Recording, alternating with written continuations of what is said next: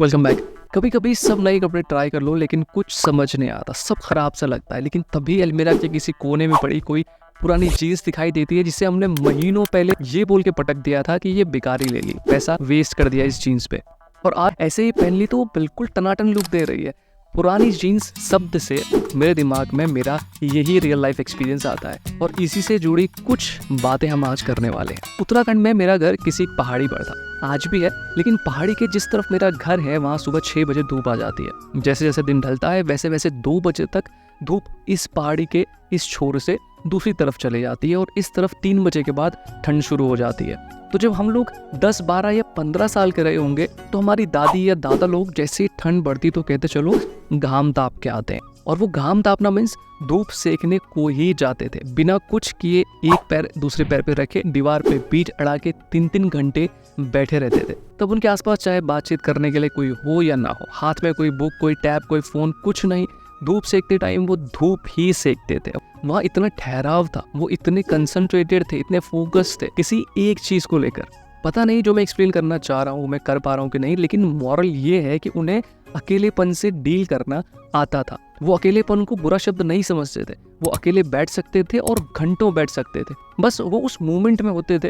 क्या कर रहे हो?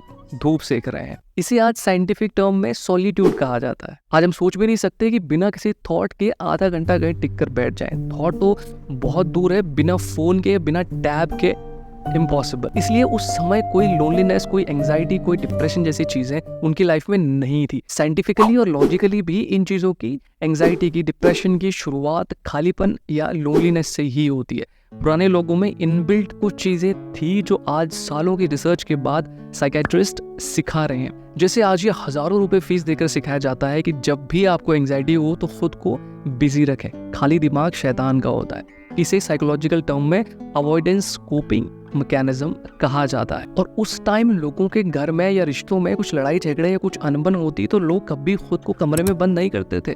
आदमी सीधा बैल लेकर खेतों में और औरतें दराती लेकर घास काटने, लकड़ी काटने चले जाते थे, और यही अपनी बैड एनर्जी को शाम को ट्रांसफॉर्म करके जब घर आते तो 90% स्ट्रेस तो ऐसे ही खत्म हो जाता था। उस जमाने के लोग कई किलोमीटर तक पैदल चलते थे। लोग जूते चप्पल भी बहुत कम यूज करते थे, और ये प्रोसेस आपको योगा सेंटर्स में कराई जाती है, सिखाई जाती है पैसे लेकर, जिसे अर्थिंग यानी डायरेक्ट कॉन्टैक्ट टू अर्थ या ग्राउंडिंग कहा जाता है। स्पिरिचुअलिटी, जहाँ आज हमारे लिए स्पिरिचुअलिटी सिर्फ सोशल मीडिया पर या वीडियो बनाने तक ही सीमित रह गई है, उस टाइम में लगभग हर एक छोटे बड़े उतार या चढ़ाव या नए सीजन या पहली फसल या पहला फल, सबकी शुरुआत अध्यात्म यानी स्पिरिचुअलिटी से होती थी। सीजन का पहला फल गांव के मंदिर में भोग लगता था। सीजन की पहली फसल गांव के मंदिर में भोग लगती थी।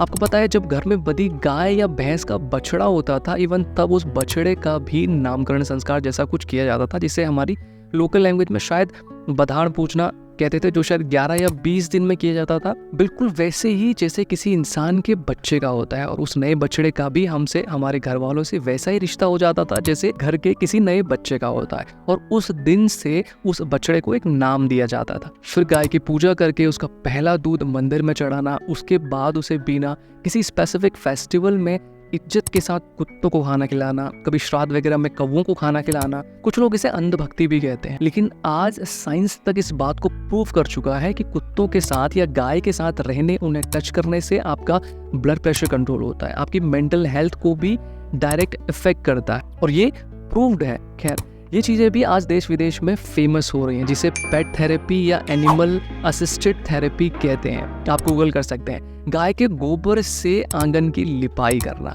ये भी उनके डिफॉल्ट डेली लाइफ की एक प्रैक्टिस थी, जिसके एक नहीं बल्कि 2, 3, 4, 5, 50 positive results based on research and studies internet पे अवेलेबल है। इवन जहाँ से सबको पीने का पानी मिलता था उसे नौला कहते हैं। उसे हर नए सीजन में साफ करना, उस जगह के लिए थैंकफुल होना, उसे पूजना और फिर वहाँ का पानी पीने के लिए यूज करना।